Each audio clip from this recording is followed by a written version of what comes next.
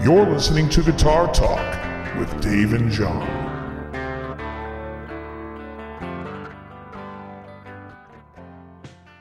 Hey everybody, welcome back to Guitar Talk. I'm Dave. Hey, this is John. Good morning, afternoon, And or today, evening. We have Sacha. You never know. Sasha, Hey, welcome. Sacha Dunable from Dunable Guitars. So Sacha, let's talk a little bit. We met all at the same time, I believe, because you were working for us over at West LA Music. That's true. 2009 or 10? I want to say it was 9. early 2010. Really? No. It was, I would say late 2009 because I left West LA in May of 2010. And I think you worked for me more than 5 months. No, you were. Yeah. I left West LA Music in June of 2010. Yeah, you left a month after I did. Was that it? Oh, wow. Yeah. Okay. I remember that whole, yeah. I actually remember you going on in your interviews, and I remember all that. I left literally right, but I just left in an abrupt meeting. We had a meeting about clinics, and I basically said, let's not do clinics on Thursdays anymore because people are fighting traffic. I can't get anybody to come, but Saturdays are killing it. Like we were doing awesome on Saturday clinics. Everyone's like, great idea, great idea. George was like, great idea. Then Don says, yeah, I still want to do clinics. And George is like, oh, I agree. And I'm like, of course you agree. It's like, and then I went off on George and went off on Don and left. Yeah, well, there you go. That was a fun, interesting time, actually, in the wake of you guys both leaving, because then there was just no manager in the guitar store for like a month. But yeah, somehow how that went, because I wasn't welcome back. Don was pissed when I left. Oh, he was? Oh, yeah. He gave me the whole Hollywood producer, you'll never work in this town again shtick. I'm not kidding. I should tell you about that one day. Yeah. Yeah, so I didn't come back for a while. So, yeah, enlighten us. I mean, I was pretty much the only one doing any work. Everybody left. Like, I think everybody got spooked and just left, Who was there with you at that point in time? Do you remember? Yeah, Mark Dane. Remember Mark Kovar? Is that his name? Oh, yeah. Kovar was there? All right. But I think they left. Like the minute you guys, nobody was working. Yeah. My commission check the next month was like, it existed. I should say. Right. I don't. It was Right, good. right, exactly. Yeah. Right, nobody. Yeah, exactly. Yeah. That's hilarious. Yeah. Mark Dane. I like Mark Dane. This reminds me of a story about his second wife, actually. I'm just kidding. Didn't they bring in Rem at that point in time? Yes, that's right. And then, the whole crew kind of turned over. And Rem's a good guy, but it was just he was sort of fighting an uphill battle, I think, at that point. Weren't we all? Yeah, and he, nobody could have saved that store, I think, at that point. Yeah. Well, when I left, just a little tidbit. When I left, I was pissed. I said, you guys got about 2 years before that you run this thing into the ground. And it was like 2 years, 4 months. Yeah. Before he finally closed the doors. But that's how I felt about it. I was like, you're doing everything in your power to make the most brilliant location and great history of a store go downhill by ignoring factors like the internet, a guy down the street who's crushing it, Right. and Guitar Center who opened up the street, and you still want to have the Guitar Center attitude. Right. It's just, it was doomed. So then I went to Alva's Music. Yeah. I left with no idea what I was going to do, and literally got a call 2 days after I left from Joe Montoya saying that a store down in San Pedro needs not only a manager, but somebody that has some kind of direction. And I was suggested. So I went down and met with Matt, and we discussed everything, and basically was like, yeah, let's try it. And then Sacha, somehow, I think you reached out to me, or we were just talking, and I said, come down. Yeah, I think somebody told me that you were managing that store and that you were looking for guys. And West LA was just kind of a shit show. So I just gave it a shot. That must have been a hike for you, because weren't you living in the valley? No, I was still in Santa Monica. Oh, you were? He Okay. was in Santa Monica for sure, yeah. Okay. Yeah. You were like over by what, 10th Street maybe?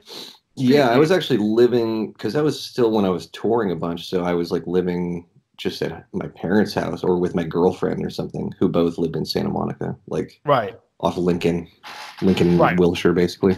Right. I kind of remember that. Yeah. And then, that's right. And then, so we were at Alva's Music, and which was always fun and interesting. I mean, I think we had a fun time there. It was, I mean, fun, definitely. Yeah. I don't know if anybody was making a lot of money, but it was like definitely a good time. Like cool, like neighborhood kind of vibe down there. Yeah, I mean, again, another place that had a ton of potential, but that struggles with trying to make it work for the owner. Yeah. Whereas I think that store could have been one of the biggest stores in LA if the focus was, let's make this a fantastic store. And the personalities get in the way when someone feels like that somebody else is taking more charge or knows more about it. And I think he felt threatened by it, and whatever. I don't really care, or I have anger. He's a nice guy and whatever. It's just, it didn't work out. Yeah. We had fun. We had fun during that little stint, I thought. We had a lot of pedals coming in. I think, didn't I bring in like Billy Kirtley too? He was working there for a little while. And when I left, I think he was still there. I don't. Oh yeah, Billy, right? Yeah. That's right. Yeah, he was there. Who else was there? Dave Markland. Dave Markland. Where's that guy? He's still around. I talked to him the other day. Yeah, I talk to him all the time. We're gonna bring him on. We're gonna bring him on one day. That's a good guy right there. He's hilarious. Yeah, comedy episode hilarious. for sure. Yeah, he's great. He's a sleeper because he's very funny, and you think he's like joking, and then you're like, what is this guy even doing here? Then you ask him a question about gear, and he knows not just a little bit about it, but every little nuance about that gear. Yeah, that was made by Gibson in 1974 during this Super month. Nerd, yeah. He's like, you're like, what? Yeah. But yeah, that was fun. And you put me on as repair after Ed left. After Ed left, right. Right. Yes. And that's what I was trying to do at the time, was trying to find more like repair work. Right. I think that's what we kind of you talked about. You'd done a program for that, right? I did MI or something like that. Exactly. I did the MI. Oh, you did Guitar Craft Academy there, the GCA there, whatever they call that. Exactly. In fact, that's the day I finished that was when I started at West LA. Oh, I did not know that. Oh, so wait, and wasn't didn't Carruthers have something to do with that school? Did you work with him at all, or? Yeah, he wasn't really there anymore by the time I went, I think he would like pop in and just like give a little talk here and there or whatever, you know. There was a bunch of guys that used to work for him, I think, that were over there, like Paul, and I can't remember his last name. And yeah, right. And what about Brian Marson? Was Brian still at West LA when you came in? Because Brian, he was gone by then? Where did Brian go? Brian was in and out 2 times. I think. Yeah. Brian came with me when I went to go work for RKS Guitars. Right. I brought him in as head luthier. Right. And then I left, and then he left, and I think then he came back to West LA when I came back in 2000. I feel like that was a pretty short stint, though. It may have been. He wasn't there when Sacha was there. All right. Was James Garvik there? James Garvik was there. Yeah. 100%. And when I say James Garvik was there, I mean his body was there. I'm not sure he was present. Yeah, great kid though. Another good guy. I really like James.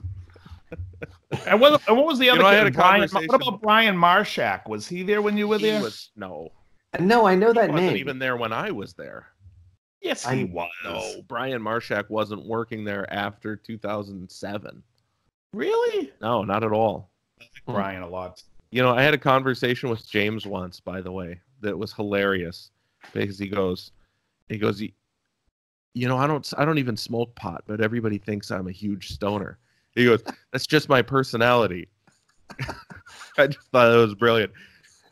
Right. Then he asked if you had any weed. Yeah, exactly. So Sacha, so after all that, you did the Guitar Craft Academy. You came to work at West LA. You went to go work for Alvis. And then all of a sudden, the next time I hear your name is I'm seeing like what looks like a brand new guitar line with your name on it appearing on Instagram. Yeah. So after Alvis, I went and I got a job at Guitar Center, actually doing repair. And which one was this? Sure. Well, I sort of bounced around, but mostly at Sherman Oaks. Gotcha. Okay. And so during that time, which was actually a great job because I was still kind of touring a lot with the band, and sure, they gave you like health insurance, and you can leave for like 2 months. At least you could right. leave for 2 months and still have like health insurance and be able to come back to work the next day. Right.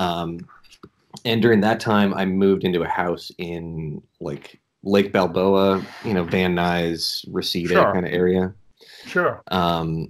With the intention of building out a wood shop in the garage. Nice. And it was like in this, that area, it's like there's pockets where you can kind of do whatever the hell you want and neighbors aren't going to complain if your backyard looks like shit, Right.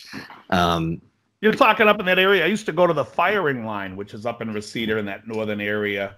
Right, okay. It's a range in that industrial area, but yeah, it's like you could... Yeah, sure. Yeah, it's sort of this weird pocket in LA where like it's not going to get gentrified anytime soon, and right. you kind of just do whatever the hell you want. We're like spraying guitars. Yeah, some of those pockets up there's literally chickens running around. Yeah. Did you have that in your neighborhood? No, I wasn't quite a chicken-friendly neighborhood. I was yeah. I was across from like a fire station, that kind of thing. Sure, yeah. There are loud neighborhoods over there. Yeah. And a lot of industrial buildings, like there's a lot of industrial parks back there up there too. Yeah, definitely. It's all kind of sprinkled in. But so I was there for like 6 years. I was there from 2011 to actually just 1 year ago, a few days ago. Wow. And we kind of I built the business just in the garage there, just by building guitars, and then kind of just giving them to friends or selling them to friends. And, those friends happened to be in bands that would tour a lot and play in front of a bunch of people. So word kind of caught on that way. And it's just been growing super, just organically since then. And now last year we sold, I think something like 258, we'll just say 260 guitars last year. And that's a good number. Already on track to do more than that this year. Yeah. Rad. Yeah. Now you early on gave an instrument or sold an instrument to a member of a band that I really like, and I think that got you quite a bit of notoriety. It was Jeff from High on Fire. Yeah. Jeff is an old buddy. He and a couple other key guys were kind of like a big part of helping me grow the brand. Yeah. High on Fire is like, it's just that genre of music, I think, is like really like the fans of the genre like also play guitar, and they're like super into boutique gear and Well, yeah, you're never going to hear them on the radio, so right. Your 14-year-old daughter or whatever is not going to be like, oh yeah, High on Fire is my favorite band, Right. Although the times are changing, they did just win a Grammy, so there's that. How strange was that? Yeah, it's crazy. Is it for the Electric Messiah record? I don't know if it's like for a song or whatever. Yeah, I don't know. So Sacha, I don't mean to drag you back a little bit, but you mentioned touring. So I remember buying that album, the Intronaut album, and talk a little bit about that band, and let me how that started and where you guys. Yeah, Intronaut's a band that I'm still in. We've kind of slowed down a little bit just because of work and stuff, but we started in 2003 or 4, and it's like a proggy metal band, not quite like Dream Theater prog, but sort of like a more stonery Tool or something like that. I don't know. There's a ton of influences in there. You're not really shredding, but you're definitely doing a lot of math, right? Yeah. lot of counting. Yeah, for sure. Right. And you've had some decent success with that. Yeah, we got to. I mean, we definitely did a bunch of cool support tours. You know, we got to actually right after I left Alva's, we went on tour with Tool, playing in arenas and stuff. But you know, the band got to a decent level where we could headline major markets and pull in a few hundred people, stuff like that. Very cool. And we're working on a new album now. Oh, you are? Very cool. Yeah. When is that? When are you looking to release that? There'll probably be like a single out in like November, and then album early 2020. So everybody look out for the Intronaut record. Yeah. Bingham, do you remember when the guy who worked, he was a bass player and he left West LA to go audition for Hoobastank? Yeah, Jesse. Jesse, exactly. He's still playing with them, huh? Yeah. Good for him. Yeah. So Sacha, you if I remember correctly, you used some pretty whacked out tunings or tuning when you were doing the Intronaut stuff. It was just like drop B, you know, like C sharp standard with a drop B. Oh, okay. Sometimes drop the high C sharp to a B as well, so it's kind of like a double drop D. Double drop. Okay. And B. So it wasn't that crazy. It was just lower. Yeah, it was low. Yeah. Okay. Yeah, for whatever reason in my head, I'm thinking it's something a little bit more whacked out than that. Which I think is the better way to formula? Go. Is that still the same formula, or are you mixing it up a little more? No, we're still in that neighborhood. Yeah. Yeah. Yeah. But like I said, I think that's a better way to go than using 7 strings, because I think the 7-string guitars has. You remember how I was somewhat about pickups? I'm very picky, and I just never found a 7-string pickup that sounded great. Yeah. And I think it's just better. Just take a 6-string and down tune the effing thing. What the hell's the holdup? Yeah, it never really felt right. I mean, I never really gave it a shot. I never owned a 7-string, but right. It's like I have enough problems wrapping my head around 6. You know? Right. Well, unfortunately, I wish everybody felt that way. You know, I mean, you got like Lenny Bro, who's playing a 7-string acoustic, who's really playing it beautifully. And other than him, don't play it. Yeah. Everybody stay away. Yeah. There is something to that. And I don't know what it is. Maybe you can speak to it a little bit. Both of you guys have done manufacturing. Sacha's obviously currently doing it along with making pickups. Why does a 7-string pickup seem to sound so much different from a 6-string pickup? Well, you have an extra coil, so you're going to have, that's going to be a bearing issue, because the length, the distance is the more, you're going to have to use more windings. Yeah, is it more windings though, or is it like not more windings, but you have to use more wire for each winding. Each winding is elongated. Right. Yeah, so that probably changes something scientifically. Yeah, and the magnet has to be longer. Yeah, you're just changing the whole frequency. Yeah, you're changing everything. Yeah. And not to say that it's bad, but what happens is we've developed amplifiers, and everything else has been developed around the original pickups. Yeah. And so now you're changing the dynamic of a pickup, and it's like then you go into an amp that was, you know, that was voiced to handle a different pickup, and you know, there's a great videos. I don't know if you guys watch them. There's a guy who's got a video YouTube channel, Uncle Doug, and he breaks down how amplifiers work and breaks down the the whole process. And I was just completely fascinated by it, because it's like nuts. Who the hell sat there thinking up this shit? I don't know. Sacha, you're getting in that game, right? Amplifiers. Yeah, we're developing an amp. I mean, it's developed, and we're going to see if we can sell some. Is it called like the Nut Shaker or something? It's got to have some sort of a cool metal name. The Nut Shaker. Oh, is it going to be is it a metal amp? Is that what you're making? No, it's actually it's a clean, like a pedal platform kind of thing. Like we started with like a twin preamp, 6L6 100-watt head, but added a effects loop, master, like a later twin, a 70s twin platform. Yeah, and like a master volume, but still like mostly clean. Like it really only gets to like Right, because wasn't the original 60s twin, an 85 watt amp? They're 85, yeah. Yeah. Just real simple. They changed to 170s, I think. Did they? Yeah. It's I think it was Ron Blank. Is it Ron Blankenship? Is that his name? Roy Blankenship. Roy Blankenship. I think it was he who says that there isn't there hasn't been a new amplifier made since 1965.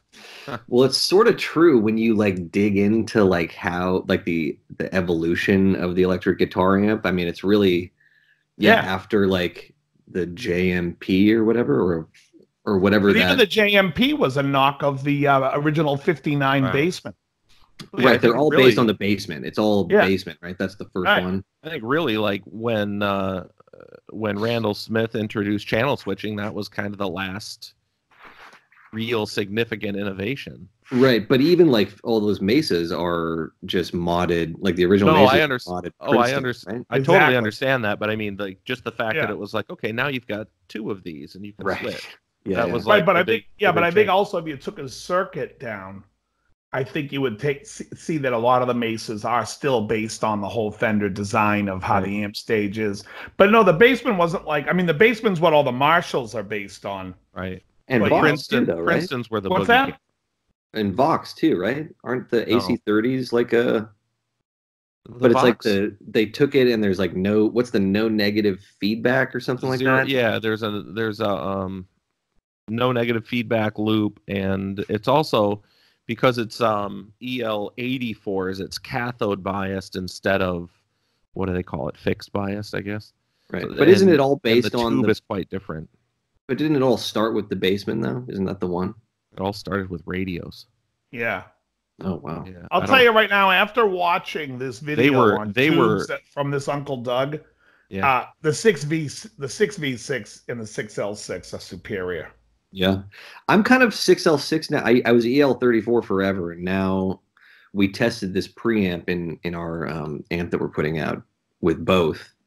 And yeah, 6L6 just like feels tighter and like I don't know, it just sort of like just that tightness in the low end is just it's a more efficient tube actually too. Yeah. Really?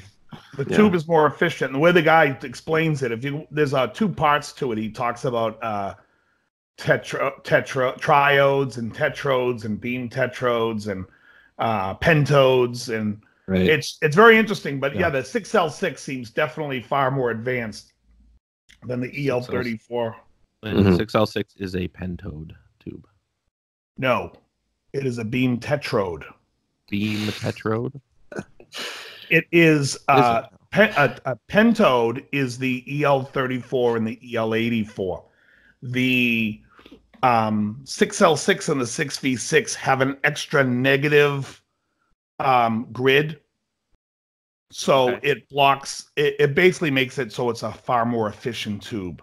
And it doesn't break the patent of the pentode that Mullard had on tubes. Wow. You're in the weeds. I was Dave and John. That is deep. Oh, you have to see this guy. I'm telling you, you have to watch this thing. I was like, are you kidding me? I went into this video knowing nothing about tubes, and now I feel like I can teach a fucking college course on them. That's hilarious. Yeah. So funny. I feel like what's his name? It's a good joke too. Jack Lemmon at the end of what was that? The China Syndrome, when he's like, "You see," and he's trying to explain, but he's too excited. Yeah. I've got no idea. It's just a horrible reference. Great movie though, folks. Unless we're talking Grumpy Old Men or no. I don't know Jack Lemmon other than a handful. Glenn Ross, he was great in. The Machine. Yeah. Shelley the other Machine Levine. Yeah. The other Machine Levine. Your grandfather. Coffee's for closers, guys. My favorite is when he goes, How did you know that those didn't go to the bank? Hadn't it?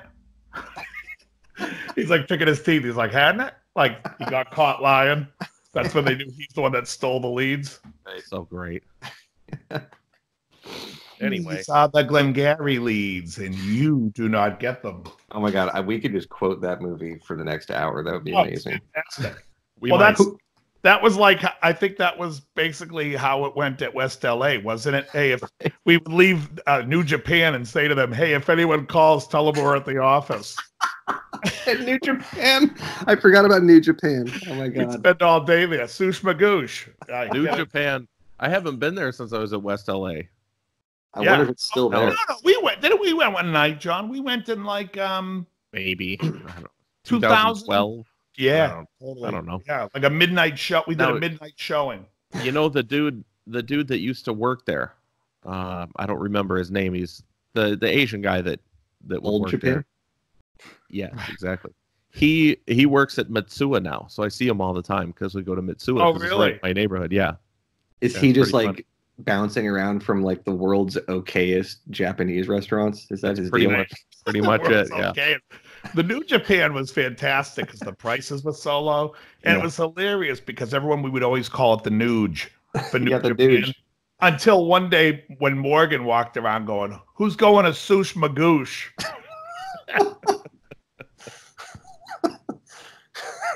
And from that point on, it's been Sush Magoosh. It's ridiculous. Fran messaged me on Instagram recently, and she was like, "Hey, remember the Nuge?" I'm like, "Of course." That's funny. I remember it. I still have a stomach ache from it. That's so dumb. I love it. Class. So, dude, you're getting into pedals too, I understand. Yeah. One of those has got to be called the Nut Shaker. Come on. We have no, not quite. Maybe the next one will be that. I'm testing that out as well. Pedal. So let me just ask you a question about the guitars because we've seemed to glossed over. And we're off that pedal. That Dunable Guitars is now making pedals and amps, and yet I know nothing about any guitars. Yeah. Right. Real quickly, so I remember seeing like you guys. I don't know what models you make. Are there specific models, or were you making custom? Because for a while I remember seeing like an RD artist looking guitar, which is one of my all-time favorites. Yeah, we have an RD. We have an RD inspired model called the R2. Right. Which was originally called the R2D2, and then someone suggested I change it as to not get sued by Disney. Right. Right. Yeah. So there's that. Yeah, we have like 4 guitar models.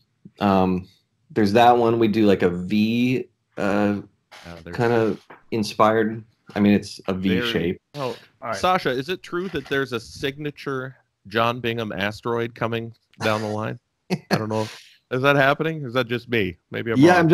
I'm just waiting on that deposit payment to come through. Son of a hit me with the financial. And so that guitar is great, by the way. Have you seen that? The Asteroid. It's like gotta look up the Asteroid. It's a good one. Based on like a God, I'm such a poser right now. Is the 58V the one with the full pick guard? Or is it the 60s? 67? No, it's the 60s. The 58 has the turn the fly-in V. Yeah. The 58 has the half guard. So the 67 or whatever is the full. Yes, the full, exactly. Yeah, so we base it off that kind of, but changed like the bevels, did some interesting stuff with it. Kind of. Yeah. I always like. You remember the Gibson? What's the V2? Is that the one with the weird triangle pickups or whatever? I always like the body bevels on that, so we kind of incorporated that sort of that vibe, kind of. Yeah. But it's different, you know. Well, I mean, it's cool when you get to make your own stuff. It's like, I love that, and you get to work from that as a, starting point. Right. The only thing you can't say is, we've been together 125 years. We have been. Have you seen the new Gibson, CEO? It's like the guys are broke. I get a kick that everybody on the internet is on this guy's balls. They're like, oh my God, there's such hope for Gibson. Why do you say that? Because the guy gets up there and he gives the same, we've been together for 125 years. We understand the brand. No, you don't. You don't understand shit because I just saw your line of guitars and the price, and it's absurd.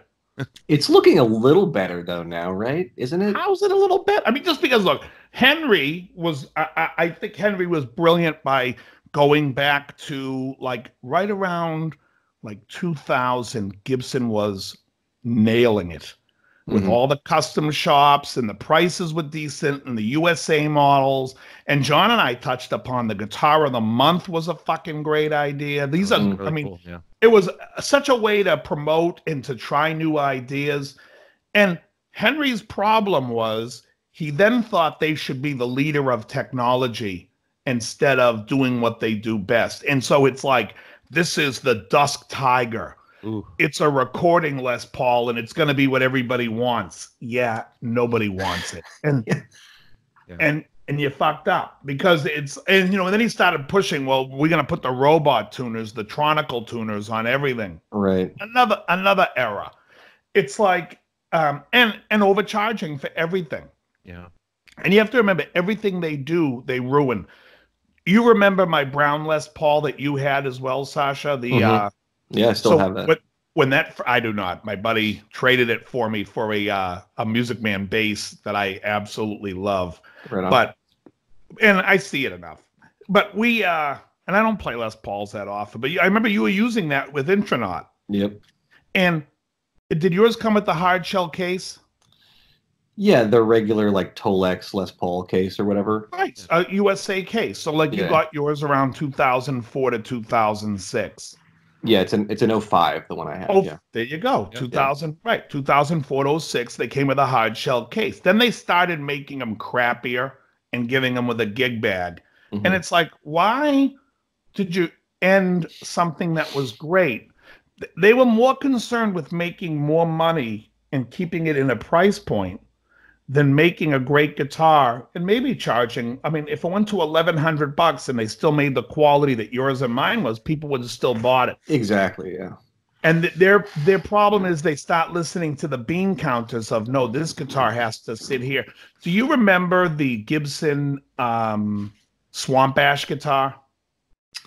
I do, actually. I hadn't thought about that in a while, but yeah.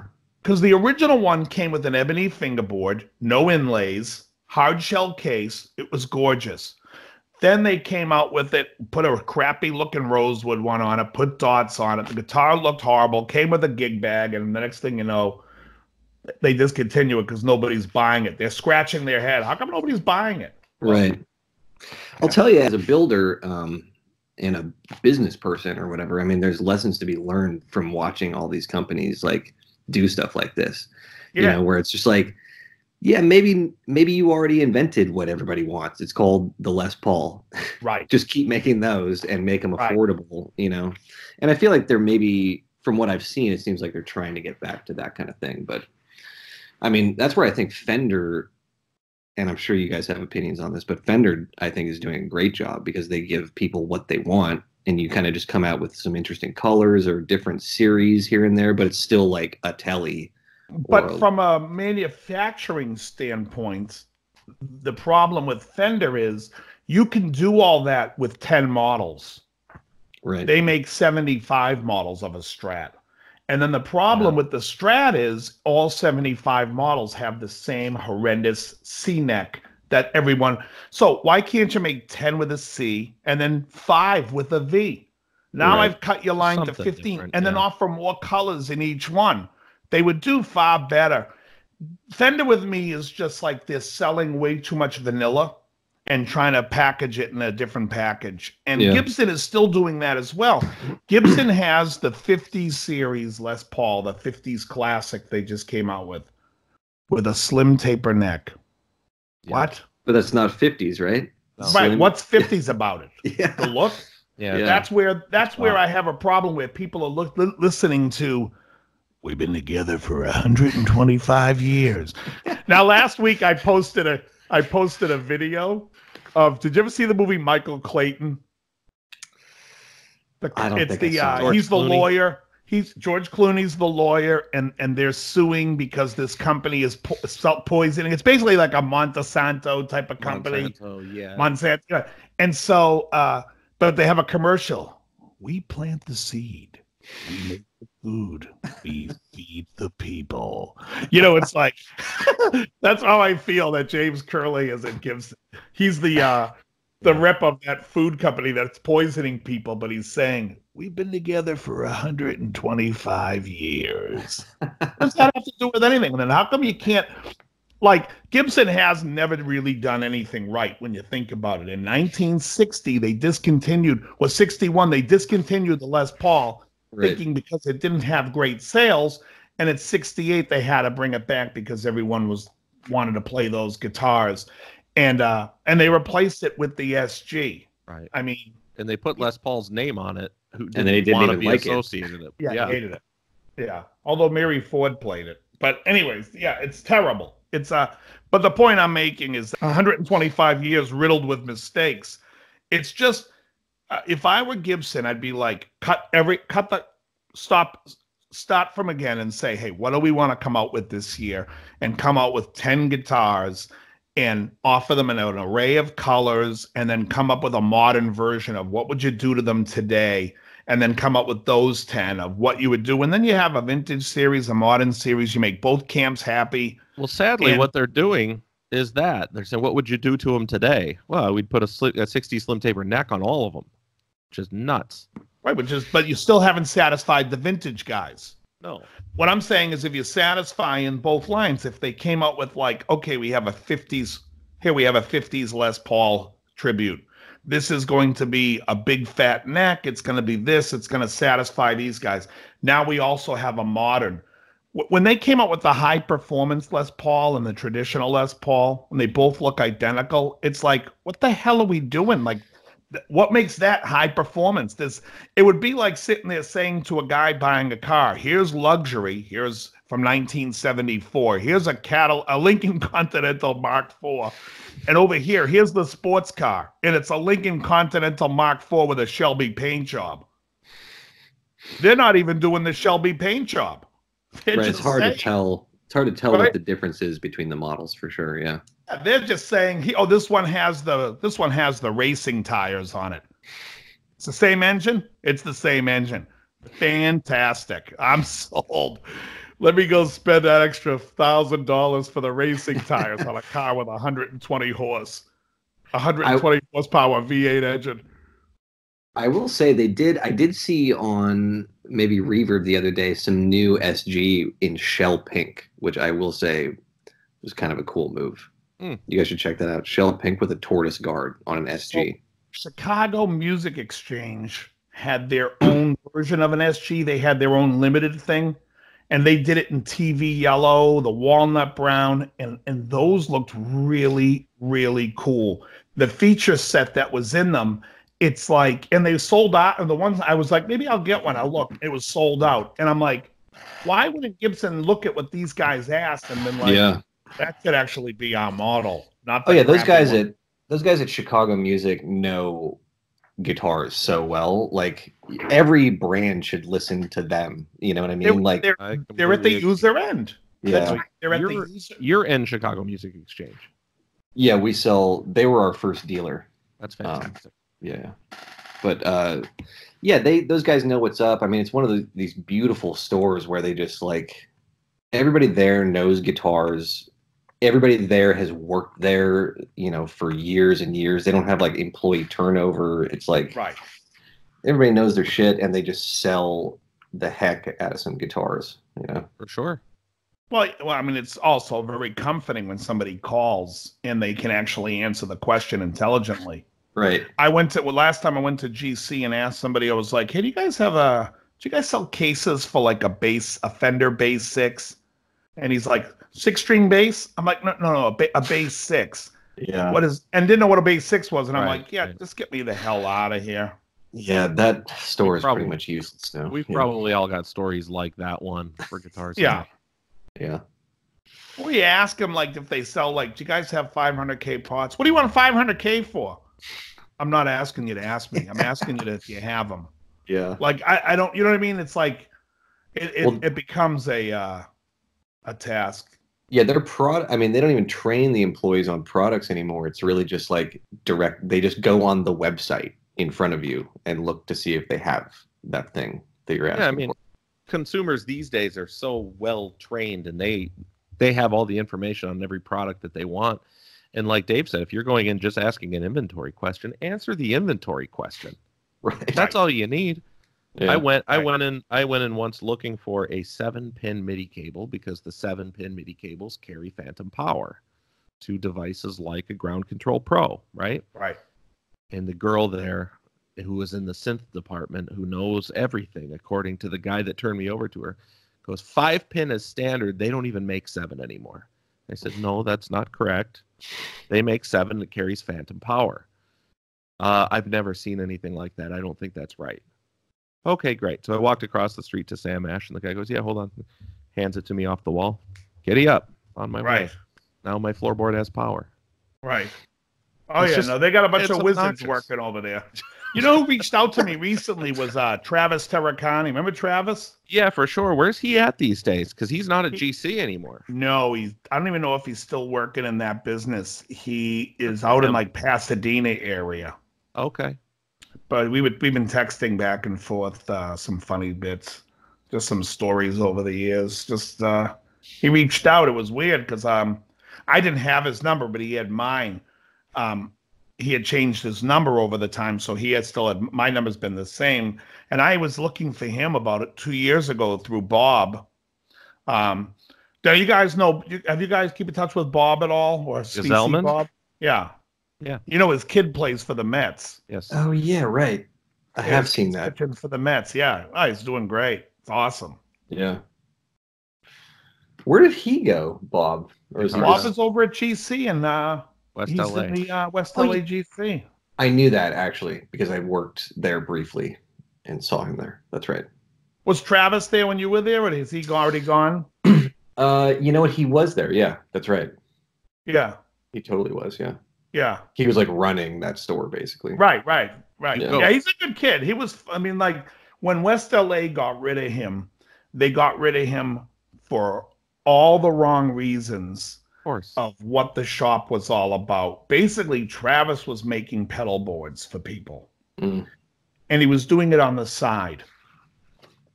And they wanted to go through this guy that was working out of George's shop up in Universal. And George's shop guy made a board for somebody, and the guy hated it. And he was like, he went to Travis and said, can you take a look at this and tell me what's wrong? And Travis is like, he shouldn't have done this. He shouldn't have done this. Let me just take it home and I'll fix it for you. So Travis fixed it for the guy. And I don't think he charged him anything, or he charged him like $100, whatever it was. It was very reasonable. And the guy was thrilled. But the original guy found out, went to George, and now George is calling me into a meeting, and we're having a meeting about Travis. And I'm like, I was said flat out, you guys are wrong. You should let him do what he does. People come back and they're happy. And it's bringing traffic into the store. Yeah. You know, and it was just, they basically wanted Travis to apologize. And he was like, no way. He's like, I'm just doing what I'm doing. And he just went to work over at Guitar Center. And like the next month, he's writing $25,000 in gross profit over there. And I'm like, yeah, that was the guy to get rid of. Good move. Yeah, you know what I mean? It would piss me off. Since he left, if you walk through that West LA Guitar Center, you can almost hear those little cowboy mouth harps going off. You see tumbleweeds rolling by. Right. There's nothing in there. It's like the most desolate Guitar Center you've ever stepped in. Have you seen that the Apple Pan was bought by Irving Azoff and his wife? I have no idea what you're talking about. What? Yeah, I know the Apple Pan. Sure, I know the restaurant, but I don't know who Irving Azoff is. Irving Azoff was the head of MCA. He managed the Eagles. He managed Steely Dan. He still a huge name in music, and he bought his wife. His wife is now owner of the Apple Pan because the guy was going to close the restaurant. The original.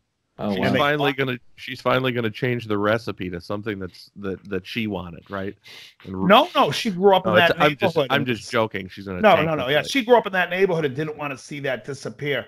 You know, that restaurant is the actual start of Johnny Rockets. The guys who started Johnny Rockets used to eat there, and they tried to buy the place and said we could make this a huge chain, and they were like not interested.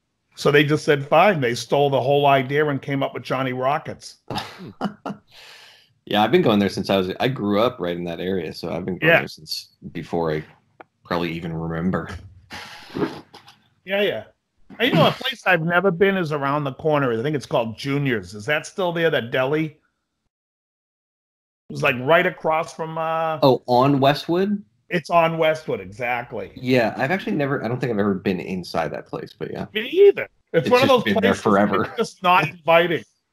It's just right. It's like I can't even picture it. It looks dusty. Like is it literally right across the street? Look, when you got a Jew driving down the street hungry, and he sees that sign and he's not going in, something's not right about that deli. Because I would always be like, yeah, I'm not eating there. Yeah, like how is it still there? Have you gone to Brent's? You ever been to Brent's over in Northridge? It's kind of like probably, I would say, maybe 5 miles from where you were living. Mm-hmm.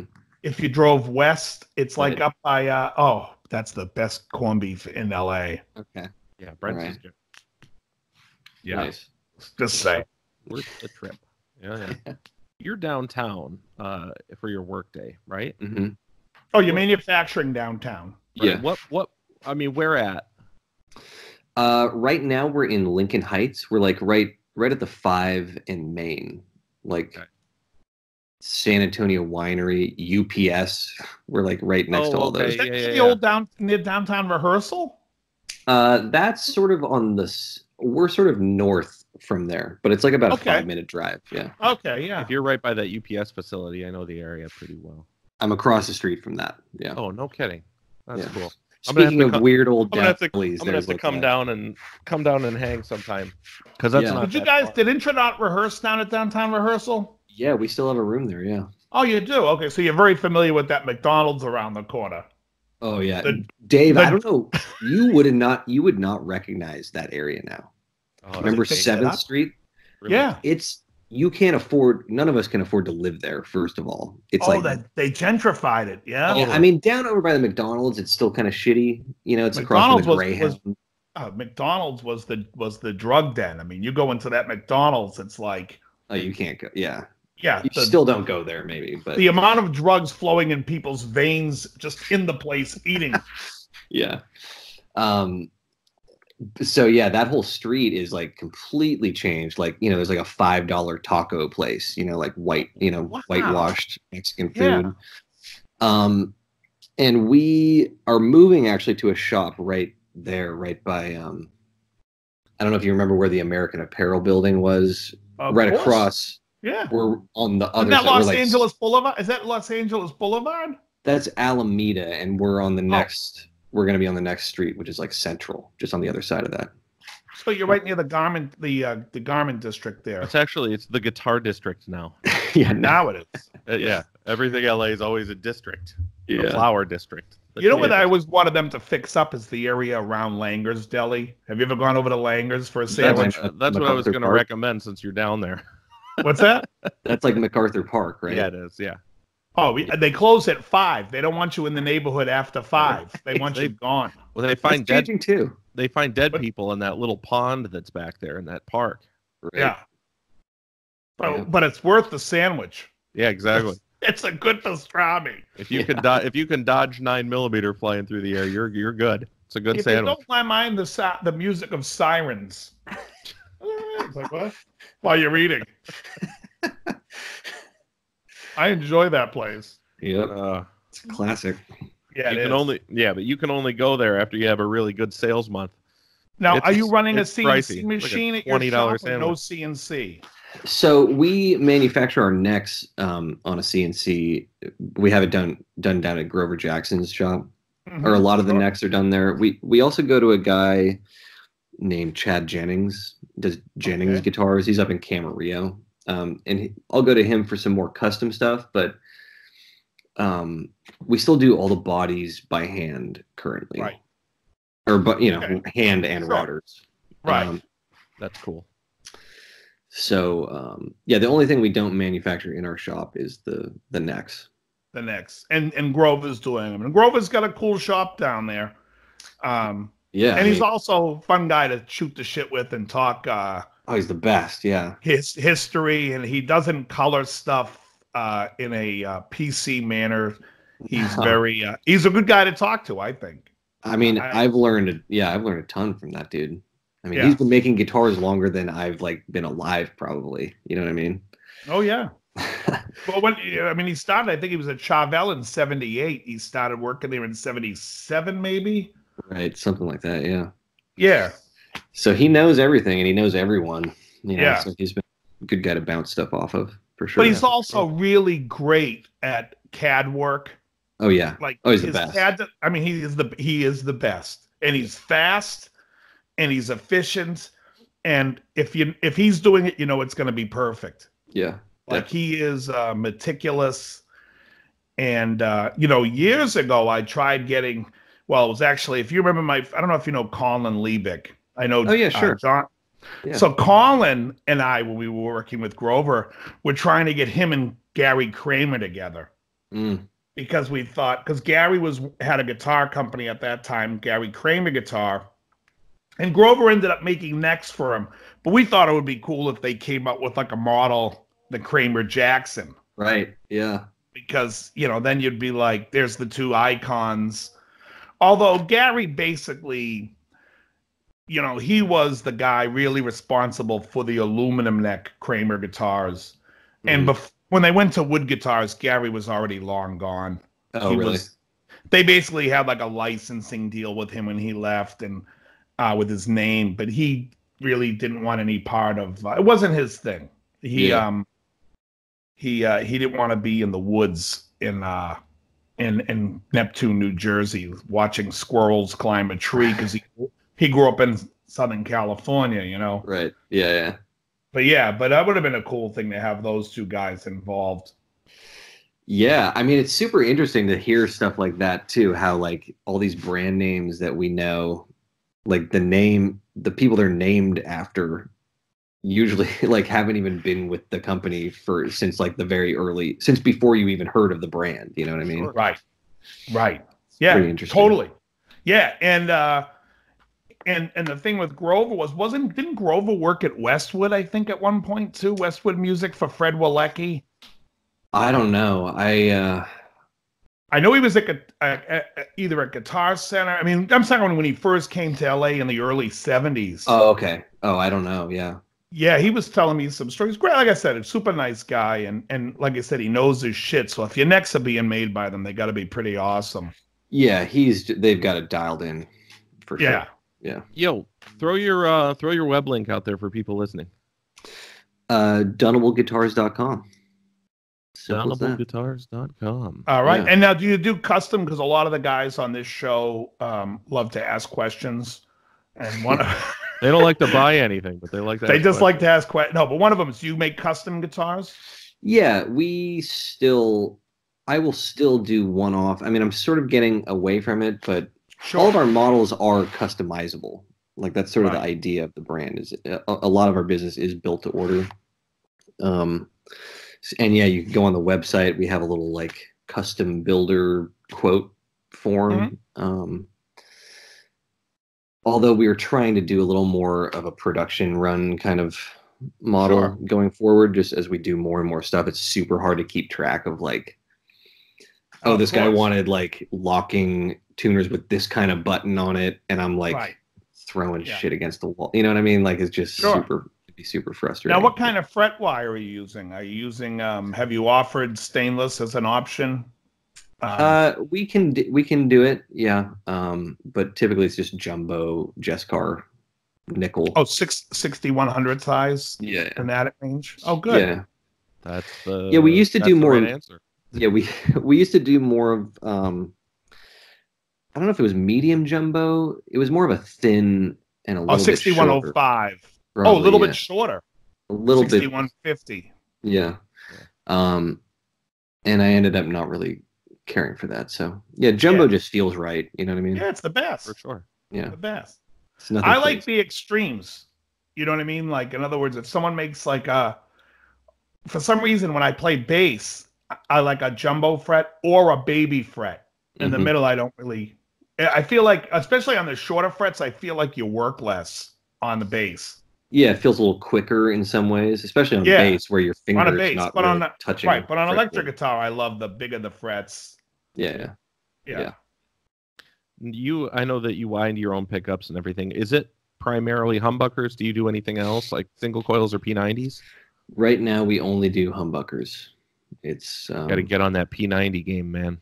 I do like P90s. You know, I was just playing so a friend's guitar who had some soap bar P90s, and I really, for the first time, kind of like heard, you know, what people are probably liking about them.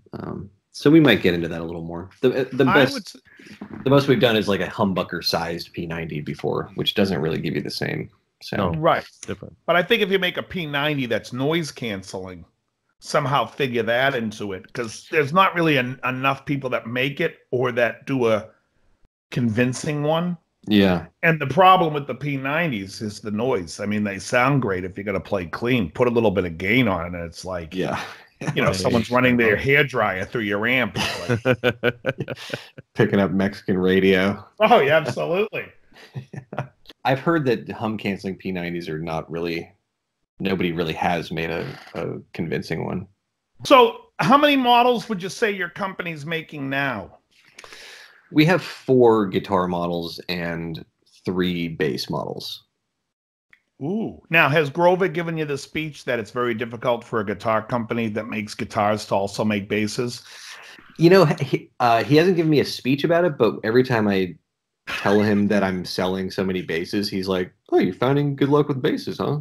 And so that doesn't surprise me that he has an opinion on that. Yes, and then also, well, that's because anytime, like, if you ever talk about, did he also say 4 is a good number to start with guitars? You don't want to have too many models. Well, I've had a lot of people talk about that. Yeah. And I've noticed that too. I mean, I feel like, you know, some companies you look at and they have like 12 guitar models and you're like, come on, like pick right. Your identity. You know what I mean? And I think that's branding wise, that's sort of the important thing. It's like, you're not going to like ESP for like a semi-hollow, you know, jazz guitar. It's like the you ESP X series, right? Well, if you think about what Fender being as successful as Fender was, Fender came out with a Telecaster or the Broadcaster or the Nokia, whatever you want to call it. They had the Telecaster. In 50, they had the Broadcaster. 51, they introduced the Precision. Yeah. And then for the next 2 years or 3 years, nothing. Then the Strat in 54. And it's like they basically, out of necessity and what they're doing, slow rolled out their company. Mm-hmm. You know, and they had the amplifiers, 1 or 2 here and there. And I think that's really the way to go. And that's why I say about Gibson, it's like, it'd be nice to see them stop and say, okay, we're going to do a 335, a Les Paul, you know, like 10 models. And you can pretty much get a whole, you know, you don't have to make the Flying V and the Explorer right away. Give it a rest. Right. There's enough of them out there on Craigslist. You know what I mean? Give it a rest. I have a feeling that a lot of that is born from builders who are bored and who want to make their name in the industry. They work for Gibson or they work for whoever, and they're like, oh, if I just make something unique that's mine, I'll get out of this company. I'll do my own thing or whatever. But they're not making anything unique. I think. No, but I mean, I think of things like the 339 or the 336, and it's like, was anybody out there really saying, you know what I really want? I want a 335 that's really small and strange. Who's asking for a shrunken down 335? I don't know. I got to agree with Jay Leno on that one over there. You know. No. I mean, you do a limited run, right? I mean, there's people out there. There's like maybe I think it's not a bad thing because you have some women that like the 335, and you know, you have like the Emmylou Harris. What did she play? The J200, but the mini one because she's only like 5 feet on her tippy toes. And I understand it. What I don't understand is everyone buying it. I understand, but Gibson has bigger problems than I think if you make a 335, you don't have to make the 345 every year. You can skip a year and make the 340, but a 355 is nice, you know, and you don't always have to make the Lucille. You can make a regular 355. And I just think, you every year they should like say, hey, this is what we're offering. This are our offerings this year. And you'd sell, I think, a lot more if people think, geez, I hope that they may never bring this back. Let me go buy up the old stock. You're also helping the stores. You see, with Chicago Music, when we talked about them and what we knew at West LA Music, what we knew Fender didn't. And what that was what people were liking and what they were interested in. Right. And, you know, we in the store, how often did you have to walk in the store to see the reverse flying V to know that was a mustache? Yeah, exactly. Don't ask Dave Markland. Right. Yeah, it's like right. How much is the lawn jar with strings? Ooh. The reverse V? Well, like the reverse Firebird.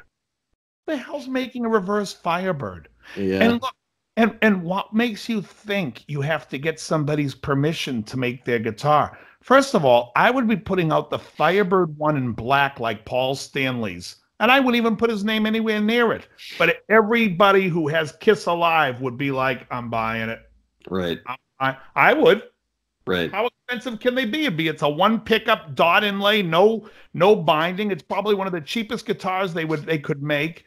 They don't have to sit there and go, hey, Paul, we got to put your name to it. The people that know Paul Stanley that would buy it because it's a Paul Stanley endorsed one are the same people that are going to go, it's not endorsed by Paul Stanley, and I'm going to buy it. Yeah. No, I'm not suggesting that Sacha needs to make a model like that, but the Dunable Trans Am could be done.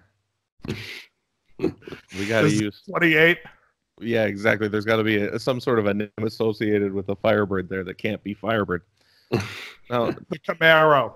So I noticed on your website that you've got a Cosmonaut, and the Cosmonaut's got single coils. Yeah, that's something we tried out. It's a little different for us. It's a bolt-on neck, hardtail bridge. Most of your guitars are set neck or neck through? Yeah, they all are. Guitars are. Is it set neck or neck through? Set neck. Okay. And yeah, I always liked like the super telly kind of thing, you know, like the John Suhr T styles or Tom Anderson. So I just wanted to take a stab at that kind of thing. We haven't gotten a whole lot of interest on those guitars though, so I don't know if they're gonna make it. I might just discontinue it. It might be like you were saying a moment ago, where you have an identity and maybe this isn't it. Yeah, I guess so. I mean, I sort of thought it fit, but maybe it's just a little different and not really what my people are looking for. Well, the Suhr Tellys, and is it a Telly? The Suhr Telly, G&L makes one. I mean, you know what I mean? There's so many, Nash. Yeah. I mean, it's different. There's no, like, pick guard. It's a different thing. It's not exactly a Telly, you know, but... It definitely still has your flavor. Like, I'm looking at the body shape right now, and I can see how you say, like, you know, you thought it fit, because it definitely has your flavor to it. But, I mean, it's birthed from a Telly, obviously. Yeah, I don't know. I mean, marketing-wise, maybe they just need to be out there a little longer for people to realize they want one, but I don't know if I love it enough to keep going with it. And again, I don't want to like have a million guitar models, you know, for people to choose from. I think it's cool that we made a bunch of them and they sold, or a bunch, like a handful of them and they sold, and then those are out there, and that's it. Right. You were using, and that's the Cosmonaut we're talking about. Yeah. You were using Jason Lawler's pickups? Lawler, we do work with Lawler, but so those are options, you know, especially if people want like a PAF. I think that their PAF is like pretty good, and I like their single coil in a humbucker size too. The Yeti is very cool. Thanks. Yeah, the Yeti and Cyclops are the two that do the most business, right? For sure. The R2 I really like because I'm a big fan of Ghost. Right. And I love their guitars. And so the Cyclops, that's a hot looking guitar. I love those knobs, those very old school television type knobs, you know, like the old TVs, the old consoles. Oh yeah, there's your Flying V, the Asteroid. Yeah. You know, it's funny, speaking of Ghost, the first time I ever heard Ghost was in Alva's music when both of you guys were still working there. And really? I remember asking Sacha, what is this that we're listening to? And you said, oh, it's this band Ghost. They're really cool. Except I believe at that point in time you said they're rad, because you say the word rad a lot. I love Ghost, though. Yeah. So I think that was the first time I ever heard them. And up until this last record, I liked them a lot. The last one they came out with, I was kind of, I'm with you. I love it. I love it. Do you like it? Yeah. I saw them live twice. I saw them at a small little club in Connecticut, and then I saw them again open up for Iron Maiden. I love them. They're a great band. Have you heard their cover of Here Comes the Sun by the Beatles? I think so. They like transpose it down to like minor key. It's like yes. Cover. Oh yeah. I'm gonna write they also do like what's the Depeche Mode cover they do? Is it? Yeah, they've done a handful of covers. They do. Is it waiting for the night to come? Right. Yes. I'm waiting for the night to come. Yeah, I believe so. Da da da da da da. Oh, great band. Yeah, really great. Yeah, I love them. Yeah, they're fun.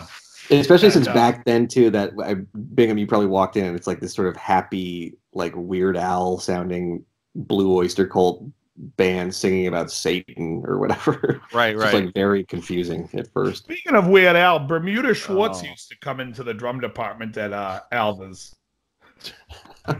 Every week we get on Weird Al. It's all about Bermuda Schwartz. And I love the fact that it wasn't us that brought it up this time. What's your favorite Weird Al song?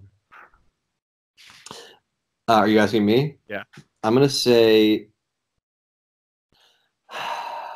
I like Polka Your Eyes Out from Off the Deep End. Okay. That's the one, the era, Nirvana one, right? The Nirvana, yeah. But the songs in the polka mashup are like like Belle Biv DeVoe and like that era. It's like early 90s. Here to Be Stupid's a funny one too, where he does Devo. Right. I think John, you automatically know what mine is. Yeah, of course, Fat. Yeah, it's the greatest. Yeah, it's the greatest. But Polka Your Eyes Out. I would highly recommend nothing.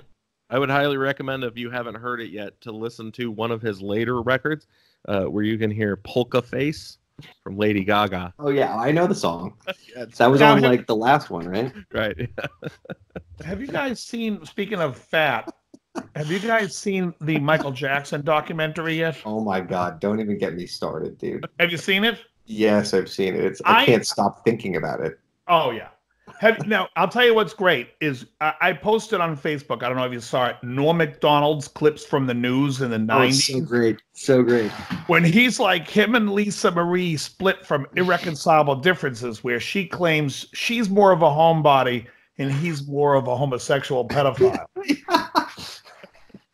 Yeah, he's relentless. He just dug into it. He's unbelievable. But what's funny is you're like, oh my God, this guy's hammering him. But then you can go look up his OJ jokes. He was hammering on like 4 or 5 celebrities constantly, which is just hysterical. Yeah. He's one of the greatest comics ever. Oh my God. Unbelievable. Just insane. But that is a very disturbing documentary. Yeah. I haven't watched it. I'll just believe it. Yeah. No, I think you should watch it. And I think and then there's the Oprah, which I haven't watched yet, the Oprah interview. Yeah, I haven't seen that yet. It's on YouTube. You can watch the after with Oprah on YouTube. Right. What is that? It's her and Michael? No, it's her and the guys who were the victims and the director of the film. Oh, okay. Yeah. And just a, disturbing. What's even more disturbing was I'm making a documentary about Rick Waite. Future rock star.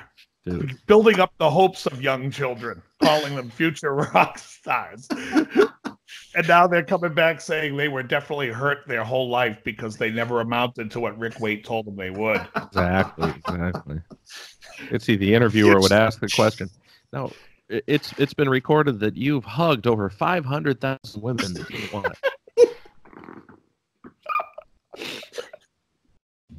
Well, they were the parents of future rock stars. Classic stuff, folks. Where's he now? He's at Sam Ash Hollywood. But I love Rick. I think Rick's great. I've seen him a few times, and we've talked a few times, but hilarious with the I mean, the antics. He's got the monopoly, like the mustache now too. The upturn. Oh, okay. He's back. Went for yes. It. Yeah. Were you at NAMM? Yeah, this was my first year exhibiting at NAMM. So that means you were in Hall E. I wasn't actually. What? Yeah, he was upstairs. Sound the alarms. You were in D?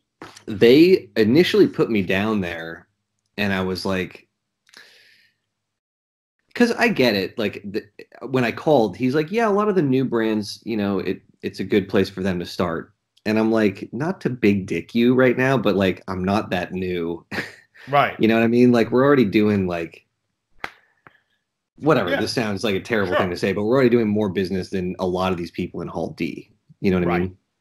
So, so they worked with me, and I had to upgrade the size of booth a little bit, but it ended up right in the mix in a great spot, like right between. What hall were you in? D? In D, yeah. Everything now is in D. I mean, they're much better about putting all the guitar stuff in one. Sure. Who are you near? I was right behind Dunlop and Ernie Ball. Good spot. Oh, I know exactly where you were. You know what I mean? Like kind of on the you're around the corner from Ibanez. Exactly. Ibanez is right there too. Yeah, I know exactly where you were. Yeah. Did you sell out your inventory on day one? Yeah, in probably hour one. But I mean, to be fair, unbelievable. To be fair, I kind of pre-sold it too. Like I told all the dealers what was going to be there, so they kind of claimed it all. But that's smart. But it was, it was cool. It was a good time. I already booked the booth for next year. Had a blast. Yeah. And what about are you doing Summer NAMM at all? No, I think that's just too. You know, there's no reason to go all the way out there. I agree. Yeah, Summer NAMM's not. It's smaller too, right? Yeah, it is. In Nashville's awesome. It's a lot of fun, but you're gonna see like a tenth of the number of dealers that you'd see. Yeah, right. At the winter show, it's considerably smaller. But the cool thing about it, though, is you do get a lot of the end users that want to go to the Summer NAMM show that don't want to go to the Winter NAMM show. That's not what you want. You're gonna get a woman who goes, "My name's Rattlesnake Annie, and I want to give you my CD," and then she gives you her CD, and she's like, "I'm looking for an artist endorsement." And, you guys, clearly, the Dunable Asteroid is, what I need to propel my career to the next level, and I'm going to show you the 500 people that I'm going to get to perform for through the entire year. There was a guy who gave me his card at NAMM show one year. He gave me his card. He's like, "I would love for you to endorse me." And he sent me, and then he gave me his card. And then the next day he sent me an email with a clip of his music. And he's like, "I'll put your banner behind me when I do clinics. I'll do this. I'll do that." I'm like, "How much will it cost me to get the banner down?" Needless to say, that relationship ended immediately. He did not appreciate my sense of humor of calling him terrible. Yeah, it's tough, man. And that NAMM, I don't know. I feel like they could make it one day shorter as well.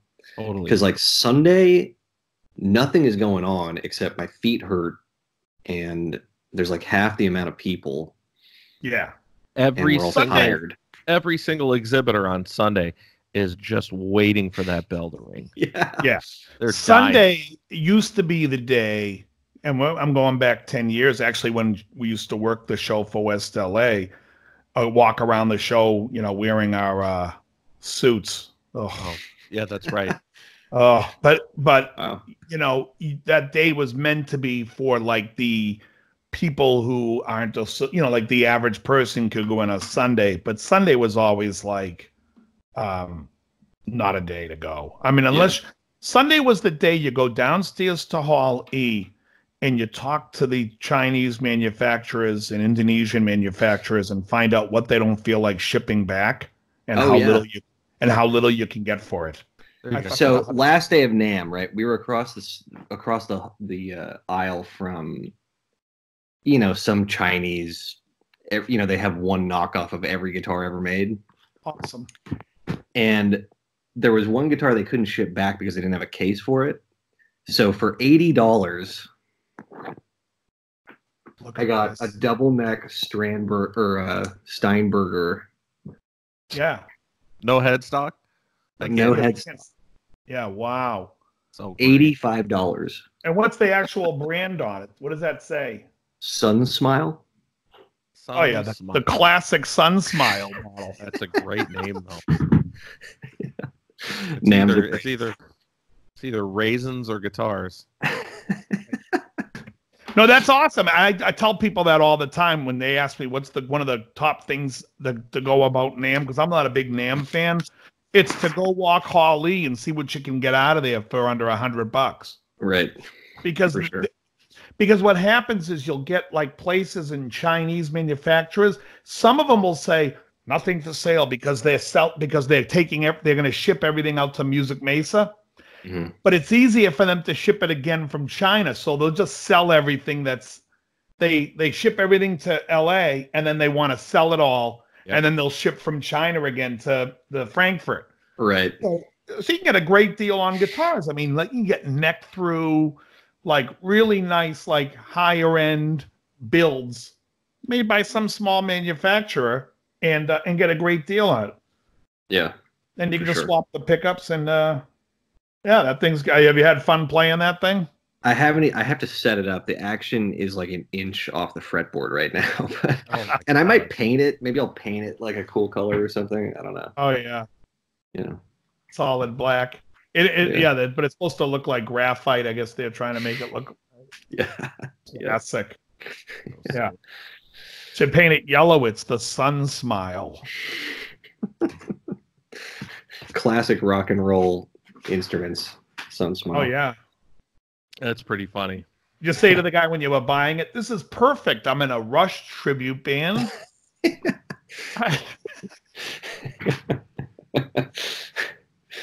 Yeah, no, they were nice about it. I feel like they were also laughing at me secretly, like, believe somebody actually bought this stupid thing. Right. Yeah. Well, they had a bet back at the factory that thing would never sell in a million years. Yeah, exactly. Somebody was like, "Oh, no, don't make a case for it. Someone will just buy it." No one's going to buy it. And then all of a sudden, everyone started the office pool. Nah, that's a score, man. Yep. All right, so let's just recap real quickly. Everybody, this is Sacha Dunable of Dunable Guitars. You can go to dunableguitars.com and seek out anything you want. If you have questions, as we found out on the show, whatever you do, do not ask him. Doesn't want to, no, we're just kidding. Just if you have any questions about one of the models or you're interested in something, feel free to message via his website. You can contact. I believe your contact information's there. Yes. Why don't you give everybody your personal information as well? Right. Yeah, my phone number is area code. Yeah. Home number, social security. Forget about your home address. That's too personal. Where are you eating lunch every day, folks? Right. Let's just go to hang out by New Japan. Right. We'll be at the New Japan on Santa Monica Boulevard in Sawtell. What's your Instagram? You have an Instagram that people can see your instruments that you're making, and I see you post them. Do you want people following your Dunable Guitar? Dunable Guitars is the name on Instagram. Guys, it's Dunable Guitars. Awesome. Sacha's a great guy, everybody. He's someone that you should be supporting. So if you can't afford his guitars, just send him money anyway. Ooh. I'm trying, guys. I'm trying. Yeah. Well, yeah. Thanks for having me on, guys. It's a good time. Awesome. Also good to see you, Sacha. Yeah, you too, man. I'll have to see you. I'll hit you up next time I'm in Boston. It was a good time, and I'm going to come down and bug you at your shop over the course of the next few weeks. Cool. Whenever you're really busy, let me know, because that's when I'll show up. Cool. Exactly. All right, guys. All right. Very good, all. Very good.